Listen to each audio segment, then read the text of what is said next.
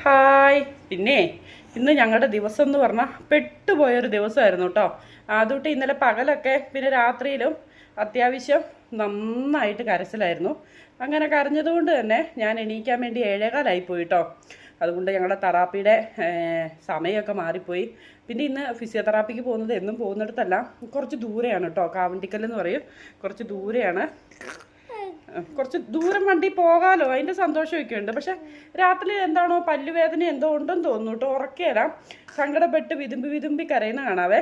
അതുകൊണ്ട് തന്നെ ഞാൻ ഉറങ്ങിയില്ല. കുഞ്ഞുമാവ സങ്കടപ്പെട്ടിരിക്കുമ്പോൾ അമ്മയ്ക്ക് ഉറങ്ങാൻ പറ്റിയല്ലോ. പിന്നെ അന്നേരത്തെ അങ്ങനത്തെ വീഡിയോ ഒന്നും ഞാൻ എടുക്കാത്ത എന്താണെന്ന് വെച്ചിട്ടുണ്ട്, എല്ലാവരും ആദൂട്ടിയുടെ ചിരിക്കുന്ന മാത്രം കണ്ടാൽ മതി കേട്ടോ. പിന്നെ എല്ലാവർക്കും അതും ഒരു വിഷമമാകും. അതുകൊണ്ടാണ് ഞാൻ അങ്ങനത്തെ വീഡിയോ ഒന്നും എടുക്കാത്ത. ആദൂട്ടി ചിരിക്കുന്നത് കാണാനാണ് എല്ലാവർക്കും ഇഷ്ടം. അപ്പോൾ ആദൂട്ടിൻ്റെ ചിരി മാത്രം എല്ലാവരും കണ്ടാൽ മതി. അപ്പം ഞങ്ങളേ ഇതെന്തിനു ദേഷ്യം വന്നേ കണ്ടോ, ഇപ്പോൾ ദേഷ്യം വന്നു. ഞങ്ങളേ ഫിസിയോതെറാപ്പിക്ക് പോയിട്ട് ഓടി വരാം കേട്ടോ. എന്തിനാ ദേഷ്യവും?